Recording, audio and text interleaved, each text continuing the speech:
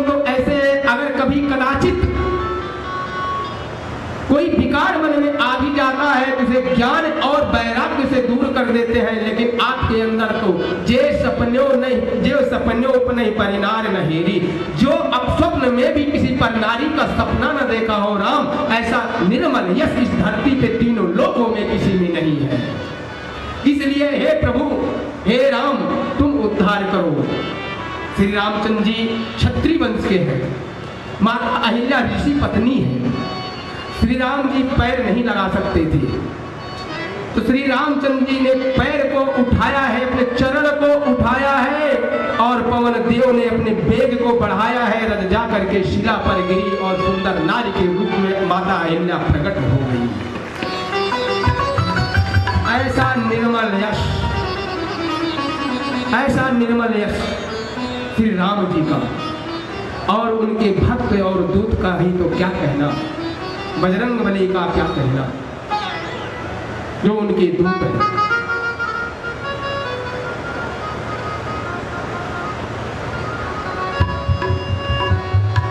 तो इसलिए गुरु अगर कोई है, भगवान तो सबको मिले हैं, भगवान की पहचान करा देना ही गुरु का कार्य है। प्रभु तो सबको मिले हैं, सभी कहते हैं कण कण में राम है, लेकिन हम तो ये कहते हैं कण कण में राम नहीं, हर कण में राम नहीं, कण कण में राम नहीं, हर कण में राम है। लोग कहते हैं कण कण में राम है, हम कहते हैं नहीं, हर कण में राम है। किस कण में ढूंढूं कहाँ राम है, इसलिए हर कण में राम है।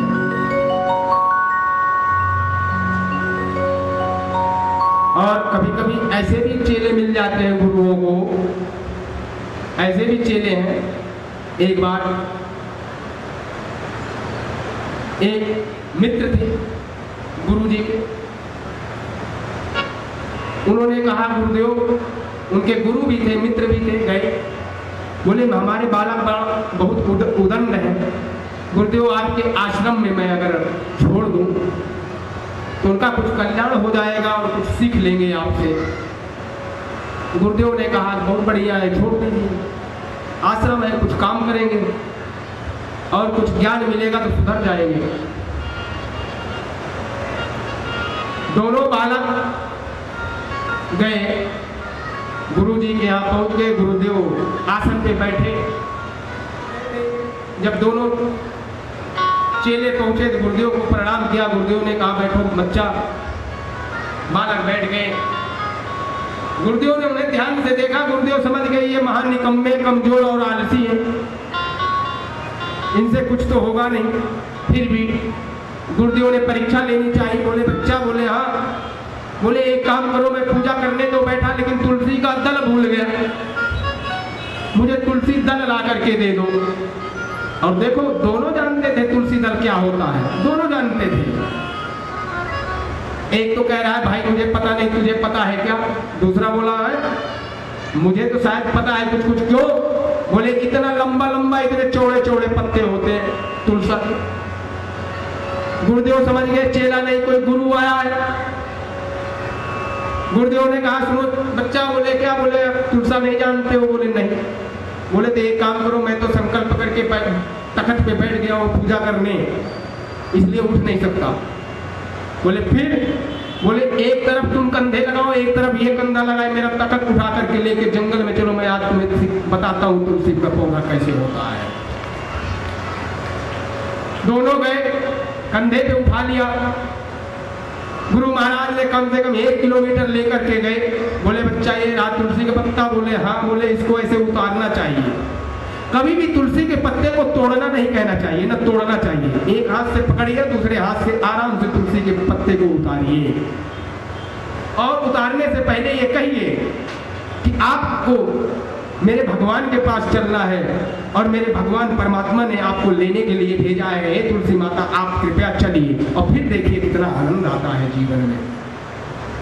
दोनों गए, बोले बाबा हमने देख लिया तुलसी का पौधा। बोले देख लिए? बोले हाँ। बोले तखत फिर वहीं ले चलो। दोबारा तखत वहां लेकर के आए, कंधे उंधे सब कट गए। उससे एक बोलने लगा, बोले बावले, बोले हाँ। बोले इससे पहले तुझे भी पता था, मुझे भी पता था तुलसी का पत्ता कैसा होता, ला के दे देता तो कंधे तो नहीं कटते। है? आलसियों का यही हाल होता है, झूठ बोलने का। गुरुदेव बोले कोई बात नहीं बच्चा, अभी तो संध्या का समय होगी, बैठो। एक तो भाग गया, बोला हमारी ये बत्ती बात नहीं है। एक रह गया, शाम का टाइम था, बारिश होने लगी। बाबा ने कहा बच्चा, बोले हाँ। बोले बारिश हो रही है, जो गाय है इनको जरा मुक्त कर दो बंधनों से, तो अपने आश्रय में चली जाएंगी, नहीं तो भीग जाएंगी। चेला जो है हाथ जोड़ करके खड़ा हुआ, बोला प्रभु। गुरुदेव बोले हाँ। बोले मैं जो है निधम अधम व्यक्ति कहाँ किसी को बंधनों से मुक्त कर सकता हूँ? बंधनों से मुक्त करना तो आप जैसे गुरुओं का काम है, मैं कहाँ बंधनों से मुक्त कर पाऊंगा। गुरुदेव समझ गए कि आज चेला नहीं, मेरा गुरु ही आया है, करना कुछ नहीं जानता, गाय को भी बंधन से नहीं मुक्त करना है, हमें सीख दे रहा है। गुरुदेव बोले कोई बात नहीं बच्चा। अंदर आए बैठे, थोड़ी देर बाद गुरुदेव ने कहा भाई देख लो बारिश बंद हो गई या हो रही है? चेले ने कहा गुरुजी अभी अभी तो बिल्ली आई है, अगर ये भीगी होगी तो बारिश हो रही है, और भीगी नहीं होगी तो बारिश नहीं हो रही। कोई बात नहीं। शाम हो गई, रात हो गई। गुरुदेव ने कहा बच्चा, बोले हाँ। बोले इस दीपक को अब बुझा दो, समय हो गया, और सो जाओ, सुबह उठेंगे। तो चेला क्या कह रहा है? गुरुदेव बोले हाँ, ये दुनिया बनाना, बना के चलाना, चला के मिटाना तेरा काम है। ये दुनिया बनाना, बना के चलाना, चला के मिटाना तेरा काम है। मैं आप जैसे इतना गिरा हुआ, इतना नीच व्यक्ति नहीं हूँ कि अपने गुरु के कहने को भी न मानूं। आपका आज्ञा सर आदेश है, सर मध्य है आपका आदेश, और लाओ लड्डू दो, मैं तो खाने के लिए तैयार हूं। बताइए, ऐसे चेले अगर गुरु को मिल जाए तो कहाँ कल्याण होगा, किसका होगा? ना तो गुरु का हो सकता है, ना चेले का हो सकता है। फिर तो यही रहेगा, मेले में मेला और बगल में ठेला, यही रहेगा। बोलो जय श्री सीताराम, जय श्री सीताराम। कहते हैं मेरा आपकी कृपा से, मेरा आपकी कृपा से सब काम हो रहा है।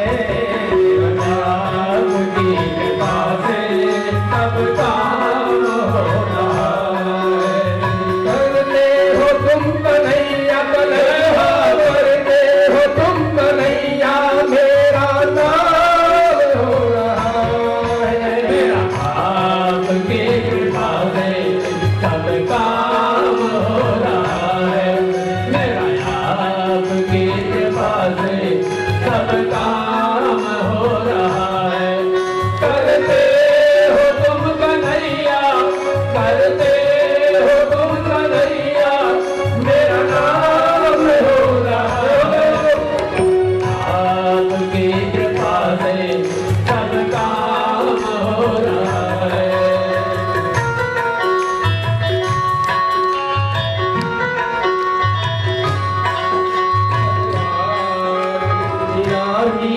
मेरी नाव चल रही है, पतवार के बिना मेरी नाव चल रही है। हैरान है जमाना, मंजिल भी मिल रही है। हैरान है जमाना, मंजिल भी मिल रही है। करता नहीं मैं कुछ भी, सब काम हो रहा है। आपकी कृपा है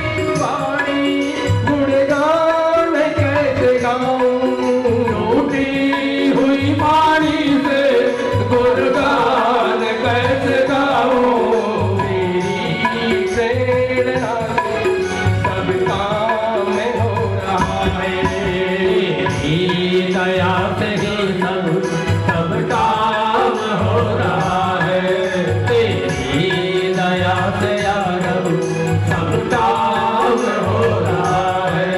करते हो तुम कन्हैया मेरा नाम हो रहा है। आपकी कृपा से सब काम हो रहा है। जिंदगी में तुम हो किस बात की कमी है, मुझे और अब किसी की परवाह भी नहीं है। मुझे और अब किसी की परवाह भी नहीं है। है तेरा दामन, है तेरा यौवन, आराम हो रहा है।